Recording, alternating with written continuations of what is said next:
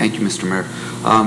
Through you to, I guess, Kristen or Paul, you guys are quick to point out the areas of low-income housing or communities, or point out the schools and the malls.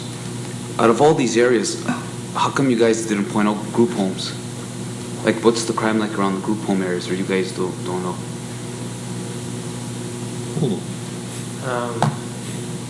Because I know they put them in every neighborhood now. I guess it's some provincial law, they're allowed to go wherever.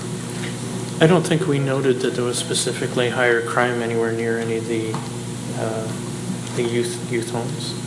We don't actually have the locations of the youth homes, the group homes either, so it's hard to identify specific neighborhoods. Oh, sorry. We don't actually have the locations of all the group homes, so it would be hard to identify them on a map. I don't think that information is usually readily available. I don't know if...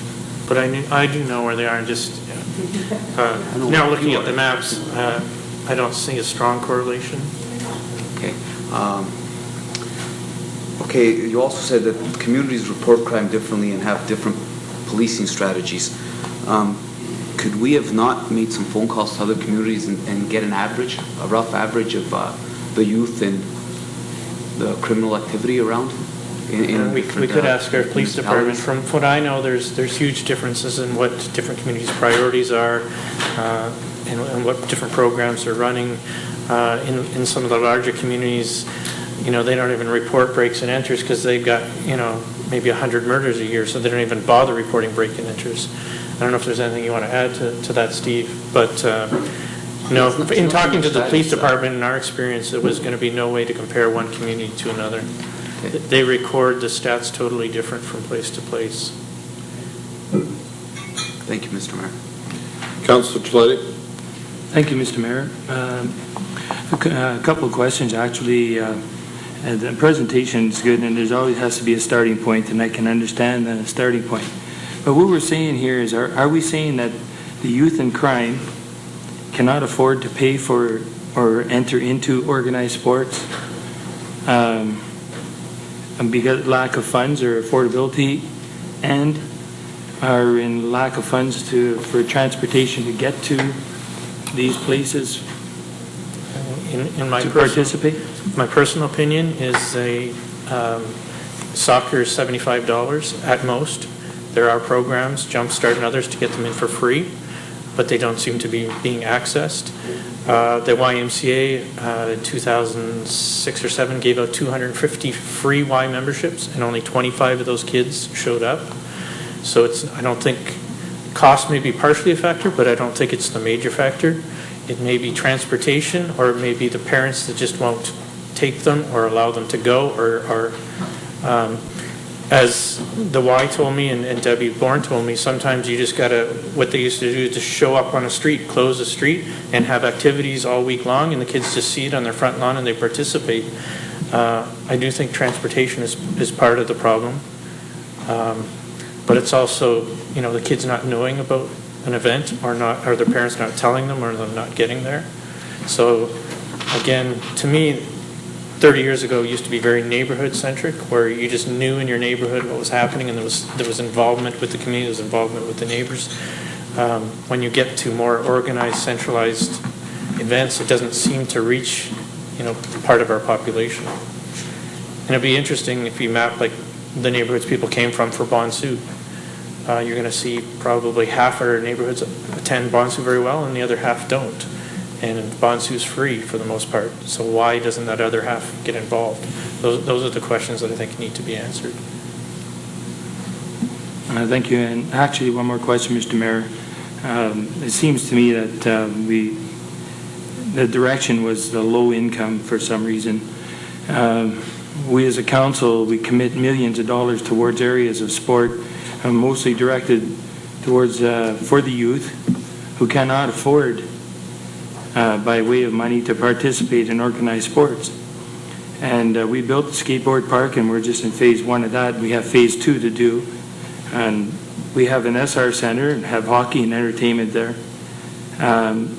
Item number 4 in your recommendation, as far as transportation goes, Mr. Mayor, yourself, you offered 25-cent bus rides last year, if I recall, for, that pretty well went a whole year. Yeah, you could just comment, I think there was 157,000 more rides last year by youth by offering that. I think it was a number around that, but So, as far as, for just the sake of saying that there's no ride, well, a 25-cent bus ride is pretty fair ride, pretty cheap, almost next to nothing. And then we have tennis, and we have tennis courts that aren't kept, and I admit that because I can see the one over by Maryfield, and it's by where I live, and it's been unkept for years. Maybe tennis. We have soccer, baseball, hockey, YMCA memberships. Why did you have 250 YMCA memberships given out for free when only 25 people show up? There has to be some reason for that, and I know you don't have the answer to it, but that's a question in my mind. And this isn't to mention all the sports and organized involvement that our schools provide.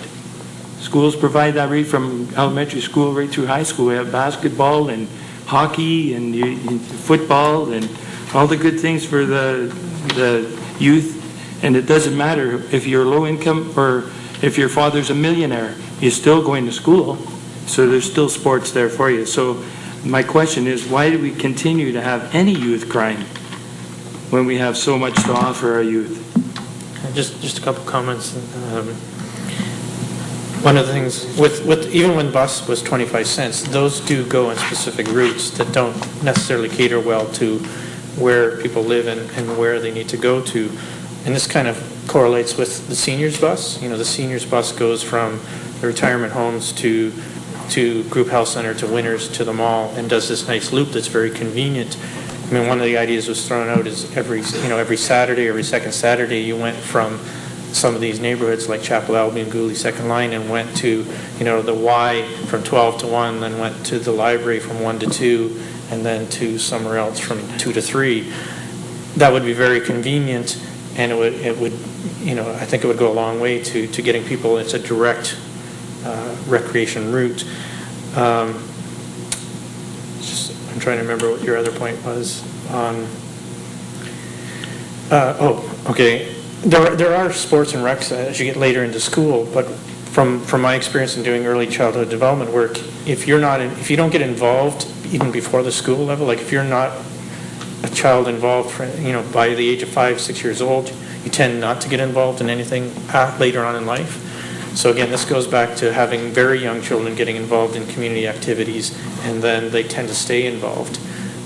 So that's, again, some of that's just my personal views. all right, Councillor Chiletti. One more question, then, Mr. Mayor, I have to ask it.